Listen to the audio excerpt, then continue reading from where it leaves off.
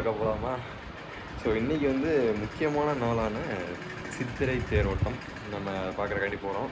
Time பார்த்திங்கன்னா 9:15 தேர் காலைல 6 மணிக்கெலாம் கிளம்பியிருக்கோம். ஸோ வாங்க நம்ம போய் தேர் போய் பார்க்க போவோம்.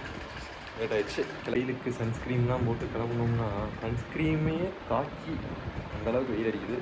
வெயிலே சுடுது, போடா சன்ஸ்க்ரீமாவது இலவாது அப்படின்றது. ஸோ கிளம்பியாச்சு. இன்னொரு சம்பவம் ஆயிடுச்சு பைக்கில். இந்த வண்டியில் இன்றைக்கின்னு பார்த்து கிளச்சு கேபிள் கட் ஆகிடுச்சு. இந்த வண்டியை வச்சுட்டு தான் நம்ம டவுனுக்குள்ளே போக முடியும். இதை வச்சுட்டு நம்ம இன்றைக்கி இருக்கிற நம்ம டவுனுக்குள்ளே போக முடியாது. இந்த வண்டியை கொண்டு போய் வேலைக்கு விட்டுருவோம். இதை கொண்டு போய் நம்ம ஃப்ரெண்டு வீட்டில் நிப்பாட்டு அவர் வண்டி எடுத்துகிட்டு போவோம். இதை எடுத்துகிட்டு போனோம்னா கிளச்சு வச்சு கட் ஆகிடுச்சுன்னா நம்ம ரோட்டில் இன்னும் வண்டியை தள்ளிட்டு இருக்க வேண்டிய சூழ்நிலையாக போயிடும்.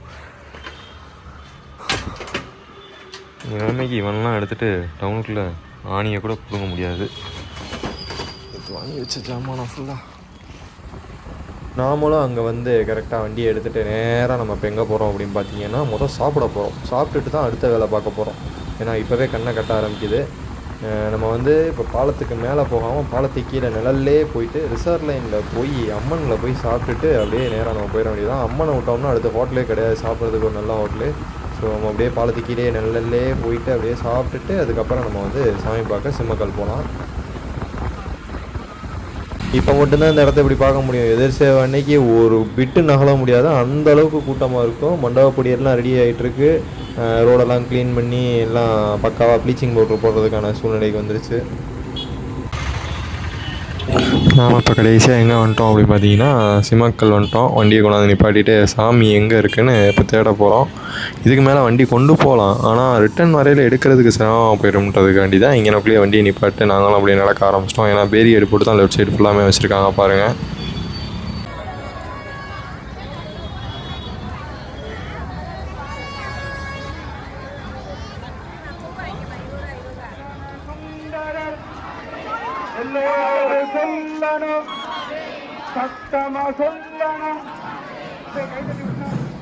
அப்படியே சிம்மக்கல் அந்த பழக்கடைக்கிட்ட வண்டியை நிப்பாட்டிட்டு அப்படியே நேராக மீனாட்சி அம்மன் கோயில் போகிற பாதையில் வந்து வடக்கு மசீதி பக்கம் திரும்பிட்டோம். வடக்கு மசீதி பக்கம் தான் சாமி இருக்குன்ட்டாங்க.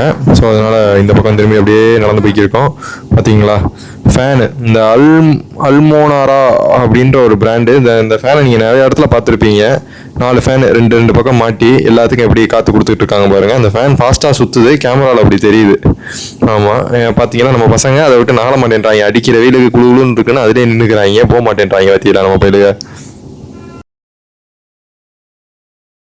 ஸோ ஃபஸ்ட்டு விஷயமா நம்ம வந்து ஒரு வாட்டர் பாட்டிலை கைப்பற்றியாச்சு. அதாவது ரோஸ் மில்க்கு, புளியோதரை, ரஸ்னா, மோர் எல்லாம் கொடுத்துருக்காங்க. நம்ம ஃபஸ்ட்டு ஒரு வாட்டர் பாட்டிலை கைப்பற்றியாச்சு. அப்படி வாட்டர் பாட்டிலை கைப்பற்றிட்டு அப்படி எட்டி பார்த்தோம்னா முதல் தேர் வந்துக்கு இருக்கு. அதாவது சுந்தரேஸ்வரர் பிரியாவிடையோட இந்த தேர் வந்து வரும். இது வந்து பெரிய தேர். பின்னாடி வந்து மீனாட்சி மட்டும் தனி தேரில் வருவாங்க. அது வந்து சின்ன தேராக இருக்கும். ஸோ பெரிய தேரை பார்த்தாச்சு நம்ம எங்கிட்ட ஒதுங்க வேண்டியது. தேரும் கண்ணு கட்டின தூரம் பக்கத்தில் வந்துருச்சு. ஸோ சுந்தரேஸ்வரர் பிரியாவிடை இந்த பெரிய தேரில் வராங்க. நம்மளும் அப்படியே ஓரமாக நிற்போம். பார்த்தீங்களா 2 தேரும் ஒரே ஃப்ரேமில், ரெண்டும் அப்படியே ஒரு 100 மீட்டர் கேப்பில் தான் வரும். காலையில் 6:15 மணிக்கு, அதாவது 6 மணிக்கு கிளம்பியிருக்கு தேரில் அந்த இடத்துல தேர்முட்டியிலேருந்து. திரும்ப அந்த இடத்துக்கு போகிறதுக்கு எப்படி இருந்தாலும் மத்தியானம் 1 மணி ஆயிரும். இப்போ இடையில பார்த்தீங்கன்னா அப்படியே கூட்டமாக இந்த தேர் கூடயே தான் இருப்பானுங்க பயிலுக ஃபுல்லாமே. இழுக்கிறதுக்கே கிட்டத்தட்ட வந்து ஒரு 50 மீட்டர் கிட்ட அந்த வடம் மட்டுமே இருக்கும். 2 பக்கமும் போட்டு பயிலுக போட்டு இழுப்பானுங்க. அந்த பாட்டை போட்டு வைபாகி அதை இழுத்து, அதுவும் இந்த அடிக்கிற வெயிலில் இழுக்கிறது பெரிய விஷயம். அதையும் நம்ம பயிலுக அந்த வைபில் போட்டு இழுத்துக்கிட்டு இருப்பானுங்க.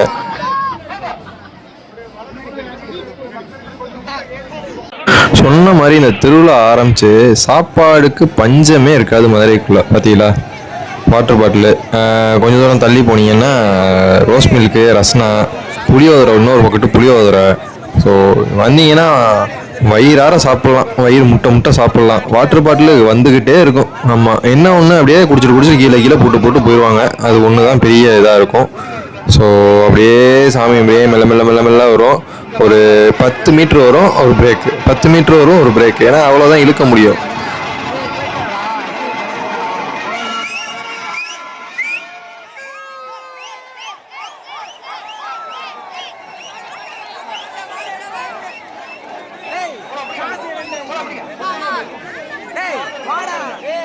காசு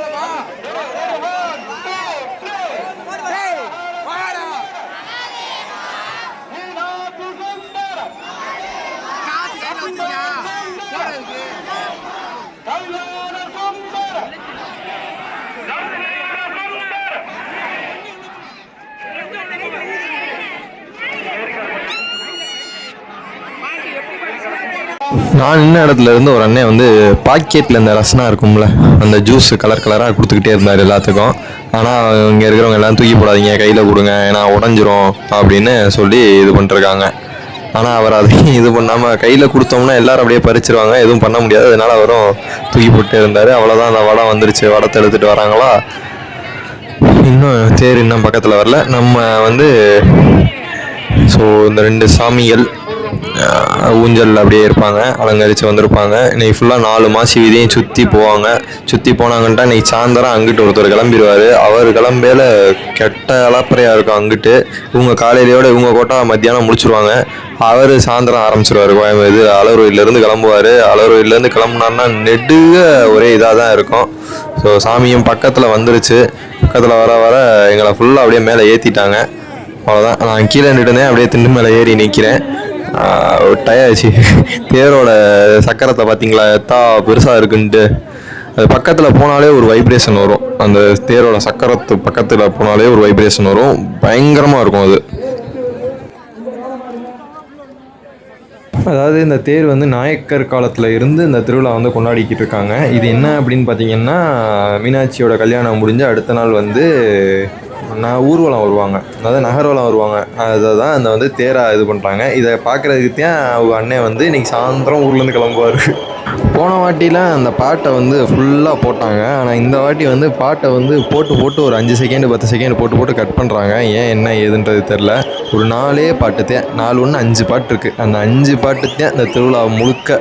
இந்த 10 நாள் அந்த 5 பாட்டு தான் ஓடும் ரிப்பீட் மோடில். ஆனால் அது சலிக்காமல் நம்ம அழுகை கேட்டுக்கிட்டே இருப்போம். அதுதான்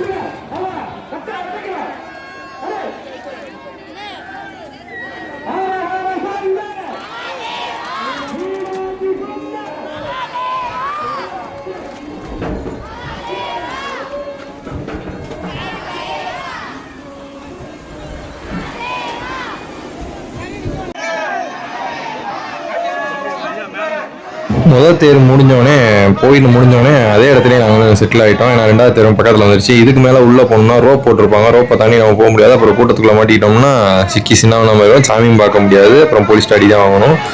ஸோ அதனாலேயே வெயிட் பண்ணியாச்சு.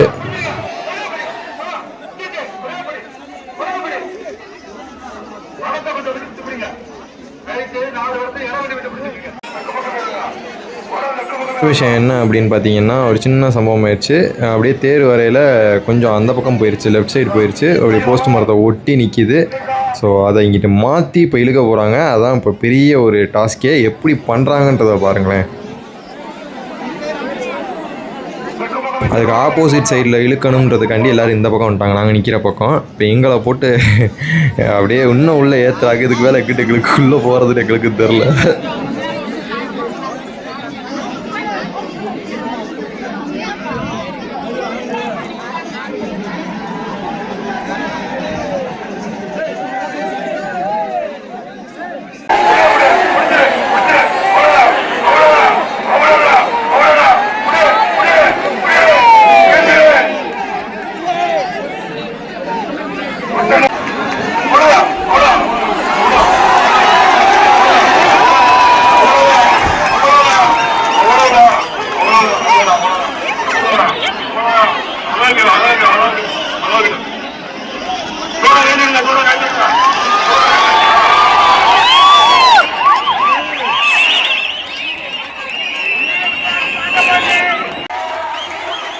அந்த பக்கமாக போன தேரை சக்கரத்தில் அடை வச்சு, அடையை இந்த பக்கம் திருப்பி பயிலியை இழுத்து அதை இது பண்ணோன்னே அந்த தேர் இந்த பக்கம் திருப்பினோடனே ஒரு செலிப்ரேஷன் பண்ணாலும் நான் பார்க்கணும். உண்மைக்குமே சரியான கூஸ் பம்ப்ஸ் அந்த இடத்துல. வேறு லெவலில் இருந்துச்சு. உண்மைக்குமே அதை என்கரேஜ் பண்ண விதம் எல்லாமே உண்மைக்குமே வேறு லெவலில் இருந்துச்சு அந்த இடத்துல.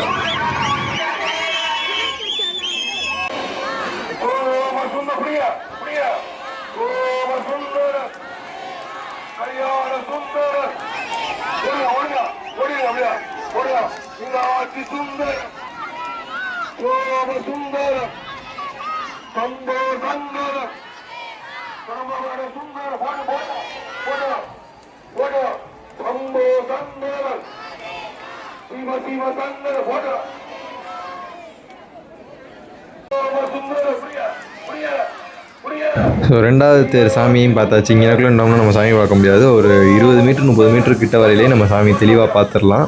ஸோ பக்கத்தில் வந்துருச்சு. பக்கத்தில் வந்துச்சுன்னா நம்ம சாமி அண்ணாந்து எட்டிலாம் பார்க்க முடியாது. ஏன்னா அந்த பூ போட்டிருக்கிறது, அந்த முன்னாடி கட்டியிருக்க தோரணம் எல்லாமே மறைச்சிடும் நம்மளை. இந்த கேப்பில் ஏதாவது தெரிஞ்சால் உண்டு. இது அதோட கொஞ்சம் சின்ன தேர் தான். ஆனால் என்ன ஒரு சின்ன சம்பவம் பண்ணி விட்டுருச்சு, வேறு எதுவும் இல்லை. பட் இருந்தாலும் வேறு லெவலில் பண்ணி அதை இங்கிட்டு கொண்டாந்து திரும்ப இது பண்ணியாச்சு. அவ்வளோதான், தேர் முடிஞ்சிச்சு. இனிமேல் சாயந்தரம் அழகர் பக்கத்துக்கு கிளம்ப வேண்டியதான். அங்கிட்டு இன்னும் வைப்பாக இருக்குது, இதோட சூப்பராக இருக்குது. ஆனால் ஃபுல்லாக அப்படியே அங்கிட்டு வந்துடுவாங்க. ஸோ தேருக்கு பின்னாடியே ஒரு 10 ஆம்புலன்ஸு, நாங்கள் இங்கிட்டு வந்துட்டோம். 10 ஆம்புலன்ஸ் அப்படியே பின்னாடியே வருது, எஸ்கார்ட்டோடு வருது. கிட்டத்தட்ட எனக்கு தெரிஞ்சு தேருக்கு பக்கத்தில் முன்னாடி மட்டுமே ஒரு 100 போலீஸ் போவாங்க போல். நாங்களும் ஃபைனலாக தேர் பார்த்துட்டு மெயின் ரோட்டுக்கிட்ட வந்துட்டோம். எங்களுக்குள்ள வண்டி நிப்பாட்டி எந்த பக்கத்து வந்தோம். இப்போ பார்த்திக்கிட்டா கிட்டத்தட்ட ஆரப்பாளையம் ரோட்டுக்கிட்ட வந்துட்டோம். இங்கேருந்து திரும்ப தலைகாலம் நடந்து அங்கே போகணும், பழக்கடைக்கிட்ட போகணும். பழக்கடைக்கிட்ட போய் பைக் எடுத்துகிட்டு ஆஃபீஸ் போகணும். அப்படியே பைக் கிட்ட வரையிலே பின்னாடியே சாமியை வந்துருச்சு. ஸோ அதை பார்த்துட்டு பைக் எடுத்துகிட்டு ஆஃபீஸ் வந்துட்டோம்.